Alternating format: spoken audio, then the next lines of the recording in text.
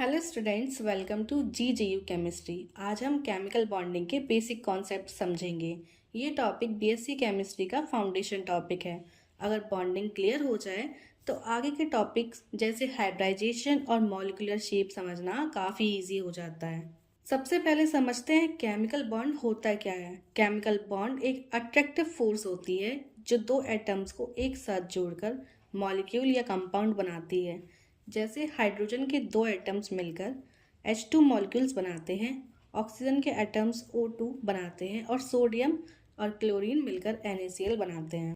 अगर real life example से समझें तो केमिकल बॉन्डिंग हमारे चारों ओर है।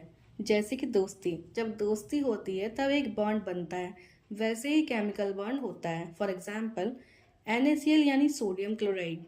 सोडियम एक इलेक्ट्रॉन लूज करके पॉजिटिव आयन बन जाता है यानी Na+, और क्लोरीन गेन करके नेगेटिव यानी Cl नेगेटिव बन जाता है। अपोजिटली चार्ज्ड आयंस एक दूसरे को अट्रैक्ट करते हैं। यही बॉन्ड सॉल्ट को क्रिस्टलाइन स्ट्रक्चर देता है और ये बनता है किचन का स्टेपल। अब सवाल आता है, एटम्स आखिर बॉन्ड बनाते क्यों हैं? इसका मेन रीज़न होता है स्टेबिलिटी। हर एटम ज़्यादा स्टेबल बनना चाहता है। जब एटम्स बॉन्ड बनाते हैं तो वो लोअर एनर्जी स्टेट में चले जाते हैं, जिससे सिस्टम और स्टेबल हो जाता है। मोस्टली एटम्स नॉवल गैसेस की तरह स्टेबल कॉन्फ़िगरेशन अचीव करने की कोशिश करते हैं। इसको एक सिंपल रियल लाइफ एग्जाम्पल से समझते हैं। जैसे जब एक स्टूडेंट या एक इंसान अकेला हो तो कभी कभी प्रॉब्लम्स हैंडल करना मुश्किल होता है या उसको मुश्किल लगता है, लेकिन अगर उसके पास सपोर्ट सिस्टम हो, फैमिली हो या फ्रेंड्स हो तो स्टेबिलिटी बढ़ जाती है। इस तरह एटम्स भी अकेले रहने के बजाय बॉन्ड बनाकर ज़्यादा स्टेबल हो जाते हैं। केमिकल बॉन्डिंग समझने में एक इम्पॉर्टेंट कॉन्सेप्ट है ऑक्टेट रूल। इस रूल के अकॉर्डिंग एटम्स अपने आउटर शेल में 8 इलेक्ट्रॉन्स कंप्लीट करने की कोशिश करते हैं ताकि वो स्टेबल हो सकें। जैसे सोडियम और क्लोरीन मिलकर NaCl बनाते हैं, जिसमें दोनों एटम्स स्टेबल कॉन्फ़िगरेशन अचीव कर लेते हैं। केमिकल बॉन्डिंग के डिफरेंट टाइप्स भी होते हैं। सबसे कॉमन टाइप है आयोनिक बॉन्ड, कोवलेंट बॉन्ड और coordinate bond.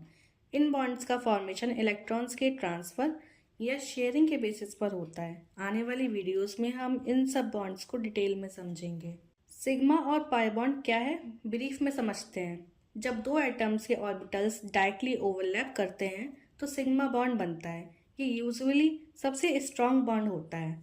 Pi bond side by side overlap से बनता है और ये सिग्मा बॉन्ड से क्वाइटली वीकर होता है। इस टॉपिक को भी हम एक डेडिकेटेड वीडियो में डिटेल में समझेंगे। तो स्टूडेंट्स, आज हमने केमिकल बॉन्डिंग के बेसिक कॉन्सेप्ट समझे। नेक्स्ट वीडियो में हम केमिकल बॉन्डिंग्स के different types, ionic bond, covalent bond और कोऑर्डिनेट बॉन्ड डिटेल में पढ़ेंगे। अगर वीडियो हेल्पफुल लगे तो चैनल को सब्सक्राइब करें और बेल आइकन प्रेस करें ताकि आपको आने वाली वीडियोज़ की नोटिफिकेशन मिलती रहे। Thank you for watching.